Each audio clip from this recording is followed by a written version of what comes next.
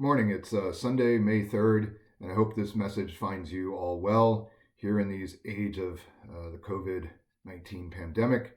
We're currently 6 weeks in, and there was some good news on the horizon this week as the governor's plan for a phased reopening of the state is starting to take better form.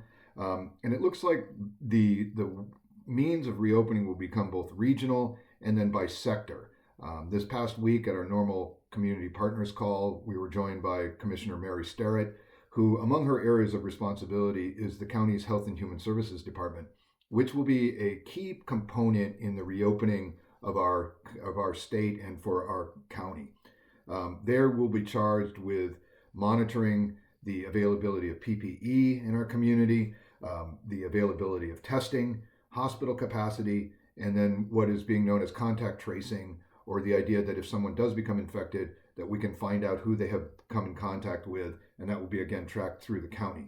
Once those provisions are in place, and the plan has been submitted to the governor's office, that will start the phased opening of our community. In addition to that, the governor's office has started to issue guidelines for opening of particular sectors. Recently, we've seen guidelines for retail, for restaurants, and for outdoor recreation. And in the works are sector guidelines for childcare, transit, and personal services. So all of these will be coming down from the governor's office in conjunction with the county and then down to each municipality and each business.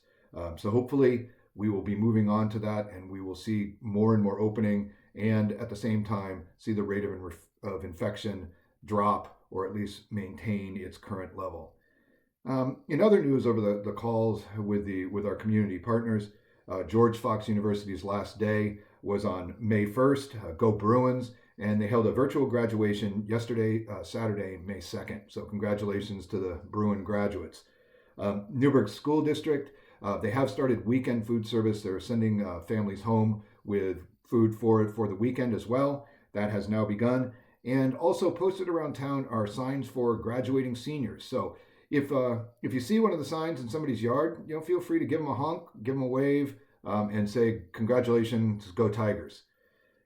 The ADEC are one of our local dental equipment companies. They are awaiting the dental office's reopening. They hope that that'll start happening in mid-May, which should hopefully then help with their orders and hopefully get back into larger production.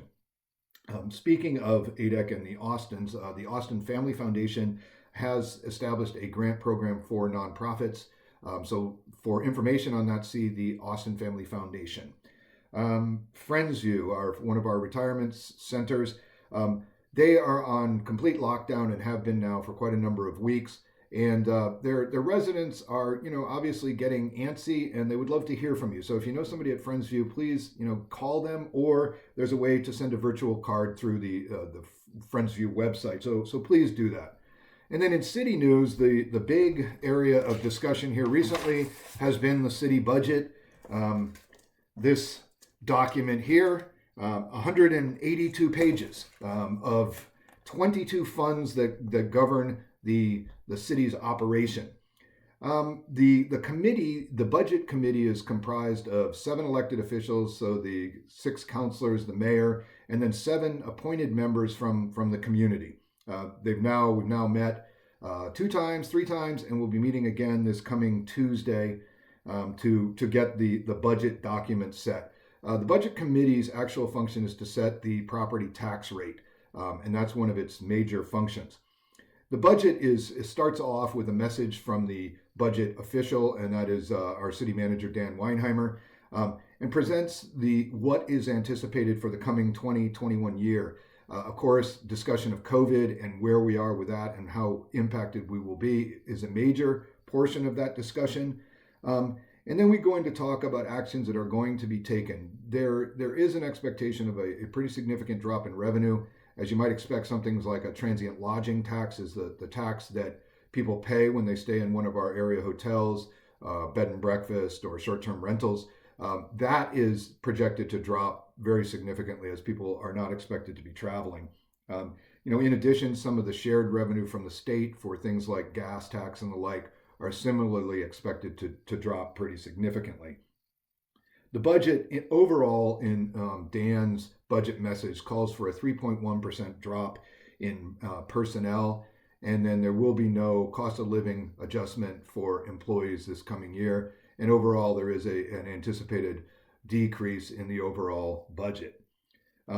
The budget, for just for information's sake, is broken into, as I mentioned, 22 active funds, and those cover the areas of administrative services, public safety, community development, public works, and then some miscellaneous funds.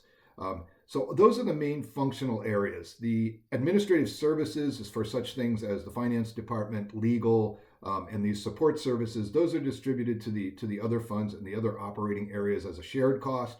And then the others are often dictated by their source of revenue, and they are kept in distinct funds. So for instance, on your municipal services bill, if you pay water, you pay your water bill, that goes directly to the water fund and is used for the operations and for continued maintenance of the water system.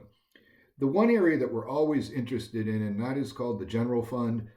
In what I'm more used to is nonprofit accounting, and that is what we call unrestricted funds. But the general fund is basically the money that the city can use for all of its operations that are undesignated, so others that are not otherwise restricted to a fund.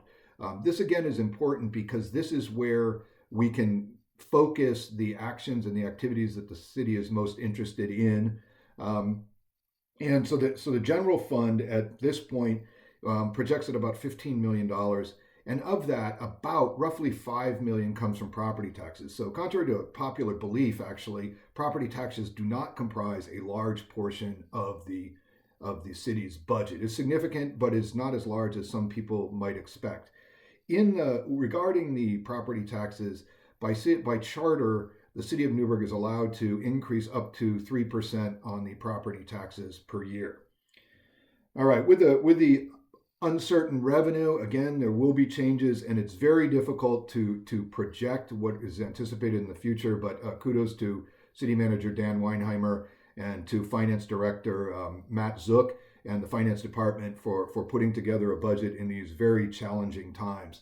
And the budget then also seeks to push forward the goals set by your elected officials, by the City Council.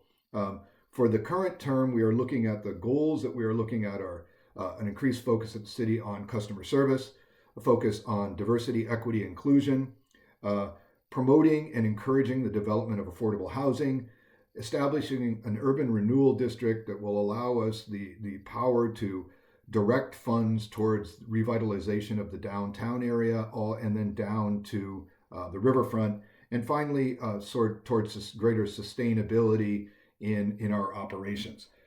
So those are the main focuses of the budget. Again, we'll have the next budget committee meeting will be on May 5th, Tuesday evening, starting at 6:30. That will be recorded, and you can also sign in and be part of it if you are so inclined. So please join us.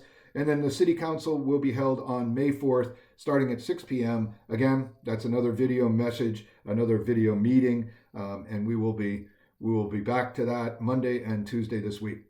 All right, then again, in my reading list here, in the COVID reading list, as I mentioned last week, I'm just about finishing Chuck Palahniuk's Adjustment Day, just about done with that. And next, I believe, on the docket is going to be Gabriel Garcia Marquez, his 100 Years of Solitude. So we'll give that a go. So otherwise, folks, please stay healthy out there and do good things. And thank you.